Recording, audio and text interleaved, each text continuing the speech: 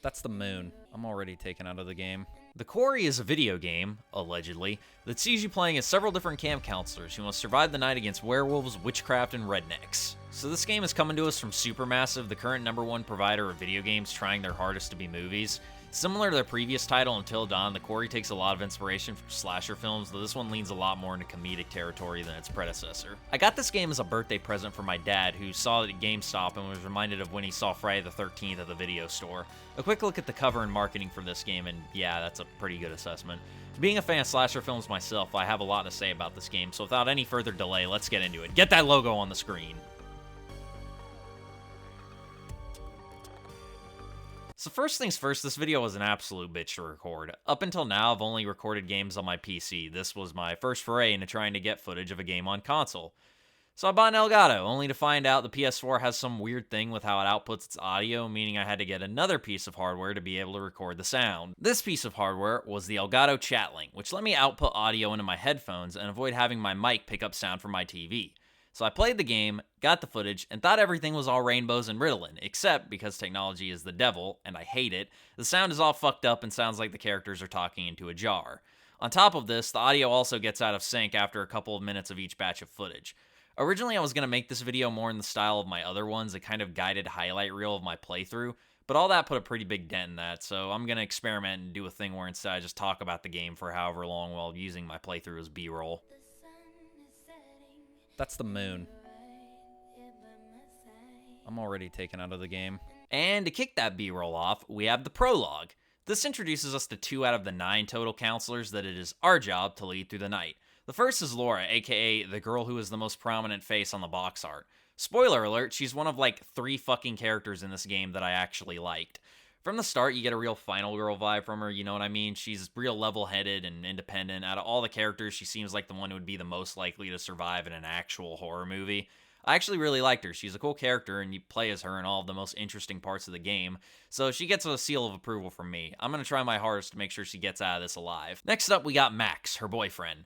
Now this guy I was also a big fan of. He comes off as a lovable goofball type, but he's also pretty observant and puts 2 and 2 together to figure out what's going on a lot quicker than pretty much anyone else in the game.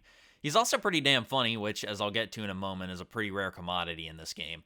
The one thing that I like the most about him is that while he does make a lot of jokes in the game, they never feel forced, and you kind of get the feeling that this is just his way of dealing with a really fucked up situation. The dynamic between him and Laura is also really great too. They make a good team, so Max also gets my stamp of approval. I'm gonna try to make sure both of these kids get out alive. Well, I guess I fucked that up already. So we're off to a pretty strong start. We're 2 out of 9 characters in, and I really liked them. The intro was interesting, it drew me in. Ted Raimi's here, and he plays a creepy cop really well. I'm excited to see where this goes. Then we meet the rest of the cast. Oh boy, I did not like any of these people. So the next person we play as is Jacob. You remember how in Until Dawn they introduced Mike as the stereotypical jock type character, but then he actually turns out to be really brave and heroic, and he puts himself in a lot of danger in order to save the rest of the cast? Yeah, Jacob's not that at all. This dude is a straight prick. Your standard dumbass sod it type who probably butt chugs alcohol and then runs someone over going 60 on a 25. I played as this dude for like 5 minutes, and I was like, I don't give a fuck if this guy lives or dies whatsoever. So we're introduced to Jacob, and the first thing the game really tells us about him is he's having some bullshit relationship drama with a girl named Emma. Over summer, they started boning. He wants it to keep going. She thought it was just a fling. Cute teen drama I don't really care about. But then, get this. In order to get one last day to, I guess, try and impress her, the motherfucker sabotages the van and leaves everyone stuck at camp. This scene was dumb as shit. The game gives a choice of how to sabotage the van, and I'm just sitting there like, can I just not fucking do either of these? But you gotta, so I just went for the one that seemed the least potentially catastrophic. After this incident, though, I went from, I don't care if he makes it, to, I'm going to get this fucker scalped the first chance I get. Next on the chopping block is Caitlin, and if she looks familiar to you, that's because she's played by Brenda Song, aka Paris from The Sweet Life of Zack and Cody. That was like the only Disney show I watched as a kid, and I'm also just now remembering that they also got fucking Ashley Tisdale in one of the Dark Pictures games, so damn, they might as well just go full force and reboot the series as an R-rated gore fest. Back on topic, Caitlin. At first I didn't like her. She makes fun of Jacob's breakup a lot, and even though I already hate the guy, I thought it was rude, and she was just really grating to me. However, that started to change the further I got into the game. As the story progresses, she starts to take on this kind of mama bear role. She becomes very protective of the others. She sort of becomes the protector in a way.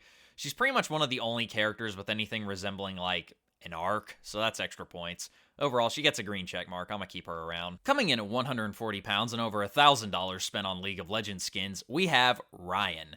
Played by Justice Smith, I've seen a lot of comments on the internet give this guy shit for his acting in this game, but I disagree. See, a lot of people think that he doesn't put any effort in the role because he spends the entire game talking like a slack-jawed dumbfuck, but what they don't understand is that a lot of kids out there who spend all their time listening to Joe Rogan and playing League, in fact, talk like slack-jawed dumbfucks.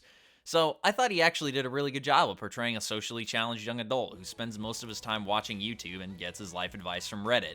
He did such a good job, in fact, that after maybe about 2 whole lines of dialogue, I came to the conclusion that this young man would not be surviving the night. Justice, damn, what a badass name. I'm gonna name my kid Justice. I'm gonna name my other kid Crime, and they're gonna fucking hate each other. Thielen, you son of a bitch! I still don't quite know how I feel about this guy. His character is written so weirdly. One scene he's actually pretty funny and likable, and in the next he's an annoying dick. He's probably the biggest testament to how inconsistent the writing is in this game. One thing I will give props for, he possesses a degree of depth that most of the other characters lack.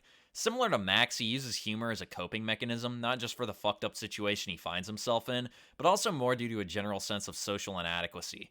Basically, he uses sarcasm and a feigned appearance of charisma to cover up for an insecurity over how others view him. It's a really cool touch, but outside of like 1 or 2 scenes, they don't really make any use of it. I like his dynamic with Ryan. In fact, it's the closest I feel like Ryan ever gets to being a well-written character, but Dylan always quickly slips back into that annoying fuckface attitude that plagues like 90% of the character interactions in this game. I give him a rating of, I won't be sad if he dies, but I'm not actively trying to get him killed. So, I guess this is me now. What? You're gonna look great with a hook. We can call you Hooky McHookface. Now we have Nick. Oh my god, I hated this motherfucker. This is probably one of the worst characters I've ever seen in a video game. To sum up his character, he's a blatant Harry Styles ripoff that feels like he wandered out of a shitty young adult romance movie. First off, why the fuck is he British? It's a summer camp in the middle of bumfuck nowhere US of A. It's really clear to me that someone on the writing staff is a big fan of that wave of teen romance movies from the mid-2010s that were trying to cash in on the success of Twilight, because he just checks all of the boxes. He's got the hairstyle, the mannerisms, the soft voice, the inexplicable British accent, and, of course, the shitty manipulative attitude towards his love interest. I hated every second he was on screen, I hated every line of his dialogue, and I especially hated his sappy romance story that dragged down a game that was already boring the shit out of me. I made up my mind that I was going to see this fucker's head on a stick before the night was out. We're entering the home stretch now with Abigail. So I didn't think this character was offensively bad. She's your stock standard, awkward but hot girl that just needs to come out of her shell. She's got a slight alternative vibe to her. Not alternative enough to be alien to mainstream audiences, but she's got dyed hair and a backpack with bat wings on it, so she's pretty punk rock by most standards. She's kind of annoying, but not as bad as the others. Her biggest offense is that she has a few scenes with Nick, that sappy romance I talked about earlier. These scenes are boring, poorly written, and drag on for way too long. So she's guilty by association as far as I'm concerned. 0 stars, I'm murking her ass. Last and pretty close to least, we have Emma, the hot girl with an attitude. Except in this case, by attitude, I mean she's a selfish, conceited bitch. I didn't like this character either. She's mean and annoying. The less I say about her, the better. You can bet she's fucked. That all leads into my biggest problem with this game. The entire premise is that you're supposed to keep these characters alive, but most of them are so unlikable that I just didn't really give enough of a shit. In my experience, it's also pretty easy to get everyone through the night. I wasn't trying super hard to do the right things, and in the end, the only 2 that I lost were Jacob and Emma. I actually tried to get Nick killed and didn't succeed, much to my dismay. So that's a quick rant about the Quarry. All in all, it was okay. I bitched a lot in this video, but I enjoyed my time with it, mostly in the latter half of the game after you get through all the teen drama. I know this was a pretty short video, but don't worry, that's just because of the technical difficulties. The next one's going to be more fleshed out, so stick around for that. Anyway, the last thing I have to say about the Quarry is that I kind of wish Supermassive would evolve their style more. I feel like this genre of movie games had kind of run their course by the mid-2010s, and I would like to see them include more actual gameplay. That being said, there's clearly an audience for these games, so I don't know. I just see a lot of wasted potential in these games now. With that being said, if you like the studio's other games, you'll probably like this one. That's all I got for this one, which means into the outro.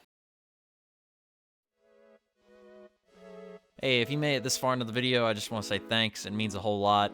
Don't forget to like, comment, subscribe, all your standard YouTube outro stuff you always hear at the end of every video. But other than that, I'll see y'all in the next one. Goodbye.